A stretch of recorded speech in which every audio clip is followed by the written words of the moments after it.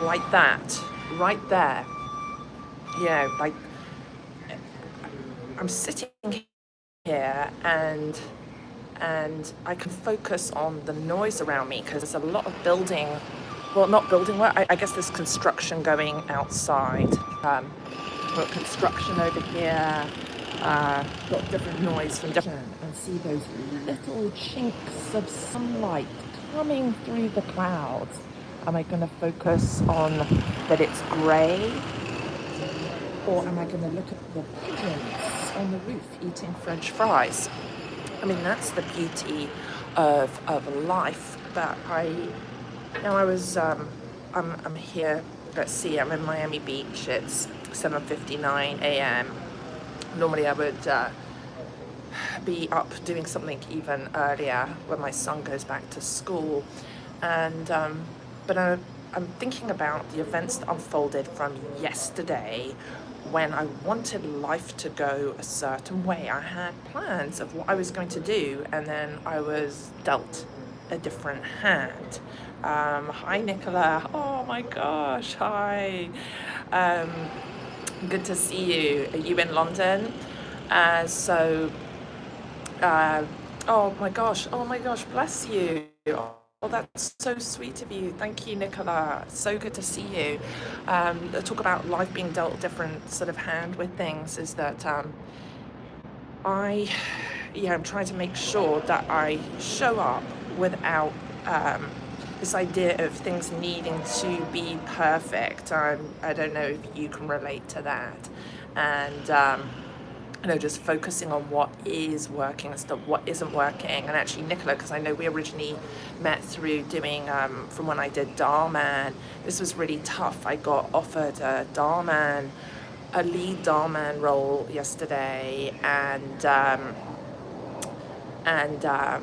because of being in Miami and not being in LA, and this is a really cool shoot, like really fun one that Darman's actually directing, and I can't go and do it, and just having to accept, to go and fly for over a week to go to LA and shoot there and everything. It just wouldn't work out because I have just too much going on here, and then too much stuff with my mom as well, that I need to be available and on hand, because like yesterday I had another emergency with my mom and being so far away from her. I'm right, Nicola, you're like, you never expected to see me on YouTube, and yes, we will. For 2026 we'll do a video call. What was I going to say? No, so I have done, obviously, I just haven't done lives for a long time on YouTube. I used to actually do a crypto channel back in the day, and I did lives a little bit on that. But I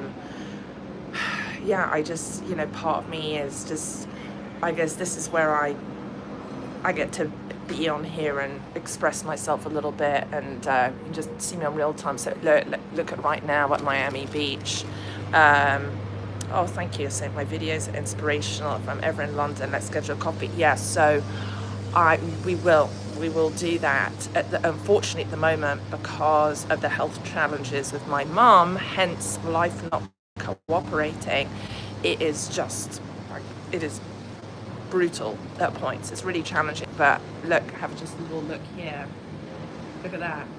So Miami Beach, just beautiful. That's the W Hotel, that's the Satai Hotel, and that is Collins Park there. And then over there is Miami Beach Convention Center. Off in the distance, you've got the port.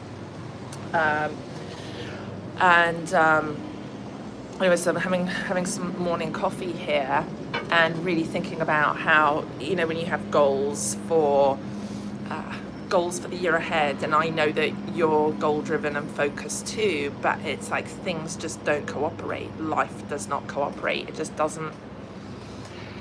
People sometimes don't cooperate, and I don't think it's that they it's not intentional in a negative way. It's just because they have a different point of view. They see things in a different way.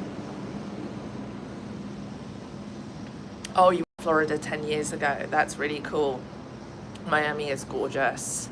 So I'm just thinking about this theme. A lot of the time, like, I will just write in the morning, I think about a certain theme. I'm not typically on here, but then recently YouTube's like, oh, go on and do vertical lives. And instead of doing a video where it's more, you know, it's more planned out, I think of a topic. And that idea today is, what do you do when life doesn't cooperate? And for each one of us, it's different, right? It's, you know, we can't force our way into things, and we can't force our will into things. So Nicola, so you said you're going to be starting a new job as a kindergarten special needs assistant, full-time January the 7th, but induction January the 6th. Amazing. That is so awesome. Congratulations, because I remember that you were doing another job, or you had like another opportunity that wasn't as good. I'm so happy that that worked out for you, because I know it's challenging when you're going after those goals, and I love that you were so specific in what you chose. Oh my gosh, can you believe this, Nicola? Who is this? Ludires 5460 says, damn, what a nose. You know what? Yeah, look at my nose. Look at that. It's a very Roman nose, I guess. And when I was 25, my dad said to me at the time, I can get you a nose job, liposuction, and a Cartier watch. And I ended up just at the time taking the Cartier watch. But probably he offered me the nose job because I'd always just get so paranoid about my nose, and a lot of people around me, even back at school, had nose jobs, and I didn't do it. I'm really glad I didn't do a nose job in the end. So I'm just going to just own it. And yeah, I mean, I've had this always. I've had people, like when I've been on Darman videos. Actually, Nicola, you'll appreciate this. The comments on the one where I play the racist on a plane, which some people actually think I'm racist, which is ridiculous, is all these comments about British accent. Oh, she's Canadian, she's Australian. She does the worst British accent ever. It's like, I mean, life cooperating, people are going to think whatever they're going to think of you, right? And you have to just keep moving forward. Like, if I worried so much about what people thought about me, or the negative things they said about how I look, or how old I look, or whatever I say, whatever comes out of my mouth, then I wouldn't do anything. I wouldn't do anything in life. I wouldn't have any relationships. I wouldn't be connected with anyone. I wouldn't have written any books. I wouldn't have had any jobs. I mean, I wouldn't have moved to Miami from London. Nicola, you said yes, that's right, and couldn't make it to the next stage of my course. Yeah, but that's okay. Look how it worked out for you. That's amazing. Let's see. Dan Sahara says, just be glad who you are. And you look very good, thank you. I also have a big nose, but I would not change it for another. Good, amazing. I love that. Okay. Nicola, yes, a black pilot. Oh yeah, and he's a basketball player. Yes, crazy lines, right? So crazy. Yeah, so they wanted me to, on the Darman that I'm not doing, I guess they have a Britain one coming out, and I was meant to play like an evil sort of Duchess. They always, like most of the time, they'd have me playing evil roles. Why is it with British people that it's just negative, like not negative, but just sort of, you know, like in James Bond and stuff, it'll be like, normally, or they'll have someone be British or German is the negative character. Exactly, yeah, my audition was cancelled at Survivor. So those are fun times, you know. It's fun, like getting to play a character, because I think like part of what I've enjoyed with acting is that you get to have emotions go through you, you can pull from life. So how I played, when you use personalization for acting, you'll think of someone, maybe a situation or a circumstance that was really difficult, and then use that experience to pull from that character. I'm not going to tell you the character I pulled from to play the racist, because I don't think they even realise they're racist. But it was pretty easy to sort of pull from life from that, from just watching that person. And then there's poor Rachel hearing your comment, oh yes, like what was it, like, go back to your book, snowflake. Oh my god, I'm so not that. But it's crazy how sometimes people will think that one is actually a certain way. But again, this comes back to a theme from, I hopped on here live yesterday, and that was really hard because that video was just crazy and all over the place, because I just didn't. I think it's just like having the courage to just be, that's the thing, having the courage to be present and totally show up no matter whatever's happening around one. That is something that I'm taking away today when life doesn't go how things, hang on, let me just see what you said here. You said, I kind of started connecting with Rachel though, right? Yes, because she could just see how awful that character was that I was playing. How can people be so unconscious, have such a different point of view? And that's the hard thing of, what I was saying of the theme of this topic today, of what do you do when life doesn't cooperate? That could be a boss doesn't cooperate, a parent doesn't cooperate, a friend doesn't cooperate, and how do you navigate through that? Does one just sort of shrink and go inwards? I'm going to put this background of the ocean behind here. Look at this. We can't see. There we go. Ocean. Can barely see it in the background. It's just high. Do I still talk to anyone or DM her? Oh, you're talking about character who played Rachel. Rachel Alec, yes, who played the character on the plane. I mean, we're still connected on Instagram, but I have not been on Instagram lately. I haven't been on Instagram lately. I've barely been on social media at all, actually, because I was in the UK dealing with, like, basically having to take over my mum's life, because my mum has Alzheimer's and dementia, but she has also it's awful. She has like alcoholic dementia, and it's insane. It's really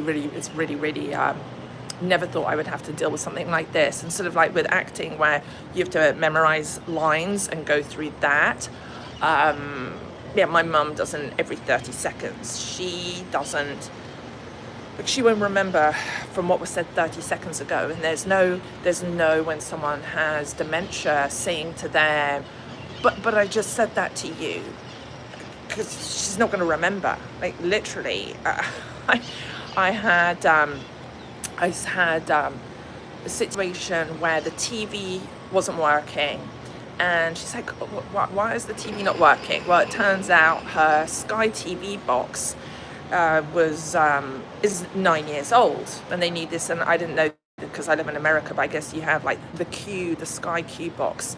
And so I got on with Sky, and of course I went through like 30 minutes on the phone with Sky, hence life not cooperating, right? And then I got cut off, right? How many times does that happen on the customer service thing? And then I got back through, and they're like, yep, you need the new Sky box for her. So I went through the whole process. I ordered the new Sky box. I was on for, like, we're trying to reset it. It was on for almost like that call took 2.5 hours, right? And I get the appointment booked, and I tried to get the appointment for while I was still in England, and I couldn't get the appointment for it. I get back to America, I have the appointment set, I set my alarm early to be able to have the engineer show up. What does my mum do? She cancels the appointment because she doesn't remember. This engineer shows up and she's like, oh no, the TV's fine, I don't need this. And oh my goodness, it was just, my head, I was like, this is hours that I've put in, and it's just undone the work. And then the contract started for it, and the big lesson I'm going with the idea of when life doesn't cooperate with, especially when you have a loved one with dementia, is there's no trying to muscle one's way in. Like, oh, if I could get my mum to think or listen in a certain way, if I can just get her to remember, if I can just, the weird thing is with the dementia is that, I think like emotionally, maybe that loved one, in this instance for me, my mum, she doesn't remember what was said, but the emotion still left afterwards. So I've had to really, like the biggest thing I've had to practice with in relationships with life not cooperating there, because I'm dealing with someone else who has a severe disease, and I saw this actually when I was in England, that I guess on the front of the Daily Mail every day they were doing a campaign that I think it was 1 in 9, 1 in 10 people were getting dementia, and this is becoming like a massive issue now. But the main thing that it has taught me is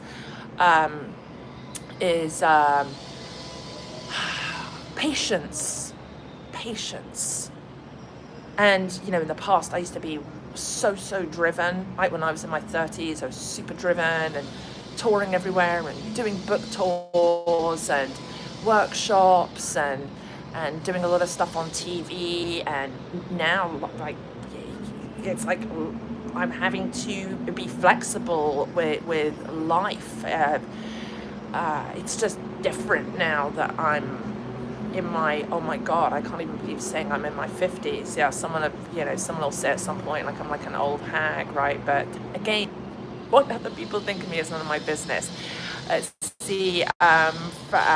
on, I'm trying to read here. Frank Martini says hello. Caden Stewart, hi. Madhav, hey Cutie, how are you doing today? Oh, at least they said something nice. That's nice. Punch, Cutie, where am I? I am in Miami Beach right now. It is morning. We have a beautiful, we've got, I always love looking at these palm trees. And then Nicola, you said your grandpa had dementia, and your great aunt is in the early stage of Alzheimer's. Oh my gosh, oh no, I am so sorry. Yeah, it is the most, I never really understood, I'd see it like in films or hear people talk about Alzheimer's and dementia, and I just had no idea what it was like. Madhav says Miami is great. Yeah, it's awesome. What do you love about Miami? One thing I love about Miami, people are really friendly here. I see these videos on YouTube, like that'll come up on the shorts, and they'll be like, leave Florida. Florida's the worst state ever. Oh, it was the biggest mistake of my life going to Florida. Or you'll have someone doing this comment video where you'll see the person going like, I moved to, I can't do an American accent. Oh my gosh. Oh, sorry, the pigeons just like flew at me, saying I moved to Florida. I thought it was everything and this is the worst mistake ever, and I'm gonna have to leave. Like, just blaming on again. How can we blame a place for our circumstances when you have to make the most of whatever happens when you go. You can't just blame it and stereotype of, Florida is crap, Miami's a shithole, or LA is falling apart, or whatever. Like, because we moved from LA after the LA wildfires. You just can't blame on these things. Oh, you said, Nicola, you said your grandpa passed in 2022. I don't understand what that is. Big man official, ISA man, I don't understand what that means. Have you never been to Florida, but you wish to? Well, I love it. Look, here's a little view of, this is Collins Park. I mean, they're working right now. They're doing some work out here because over behind this, like, you can't see it. It's over there. This is the library. This is Miami Beach Library, but they're doing this rotunda. This is the W Hotel, the Satai Hotel, which is absolutely stunning. It's so beautiful. I went in there for the first time the other day.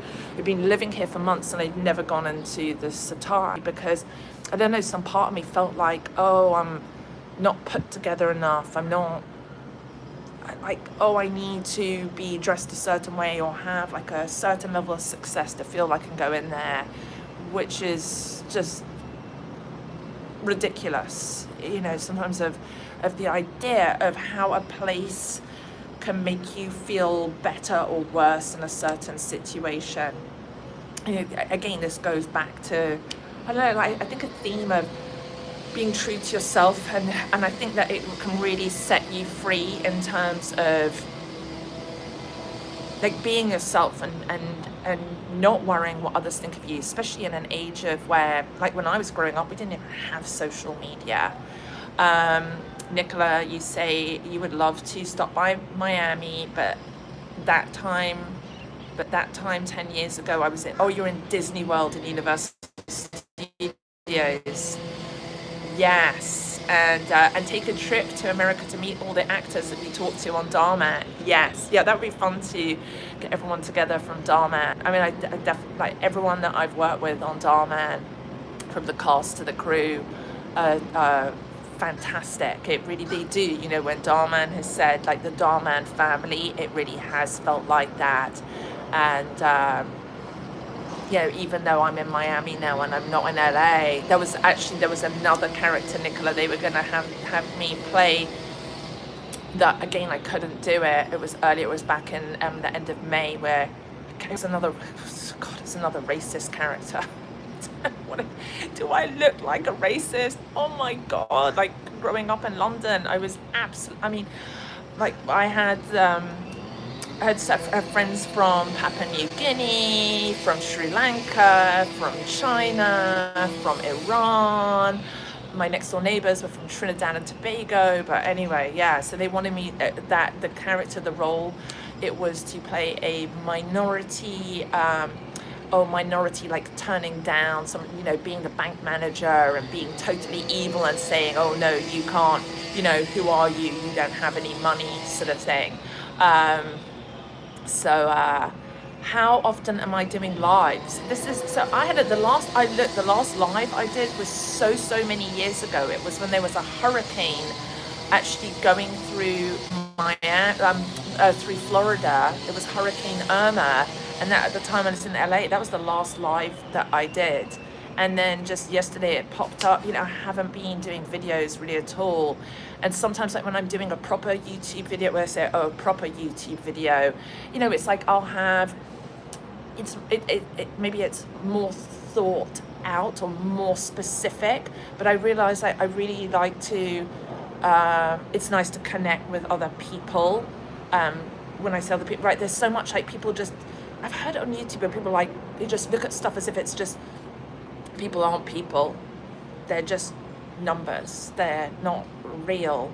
And it does feel a little bit strange, you know, because I can't see you, but I can feel the energy, or I like the idea of creating a connection with everyone. And that,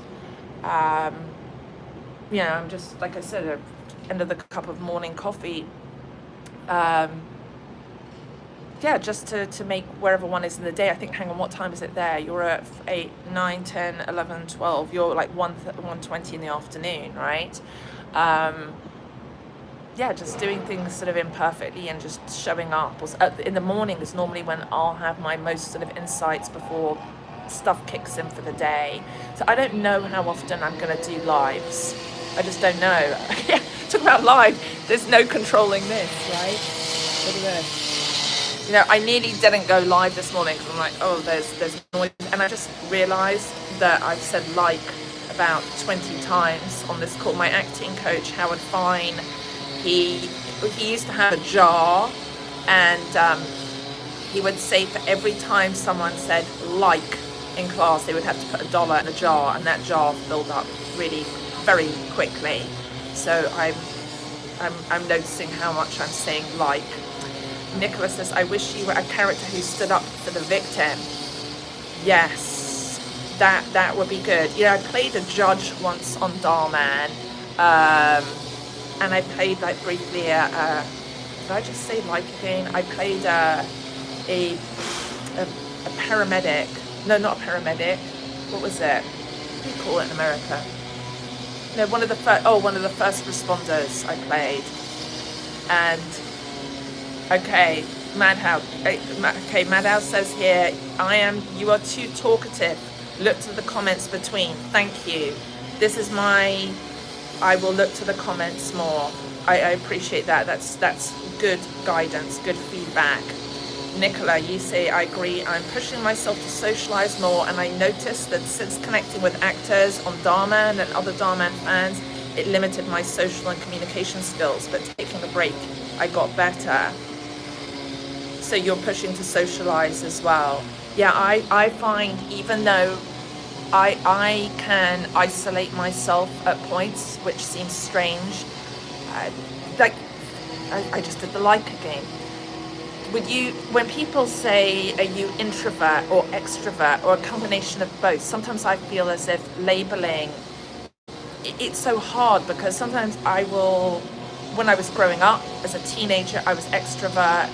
Much later in life, I'm more of an introvert. Nicola, you said, I saw that one of the Secrets of the Shadows with Brittany. Yes. Secrets of the Shadows. They didn't do any more of those episodes. There's just the one I did with the young mom sells her soul. It was crazy that playing an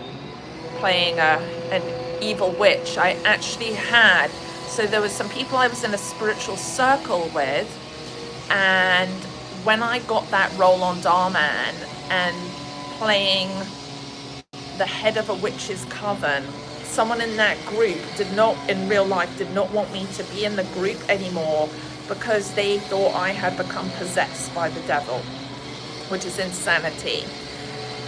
And then Madhav says, thank you for considering, Madhav, I hope I'm saying that right. Madhav says, thanks for considering my suggestion politely. Absolutely. I want to be able for us to have a conversation here, not me just talk at you. And so the theme is, what do you do when life doesn't cooperate with you? And how was my Christmas celebration? Madhav, I did not have much of a Christmas celebration. My husband was working. My mum has her Alzheimer's and dementia. I'd gone to the UK beforehand to see her.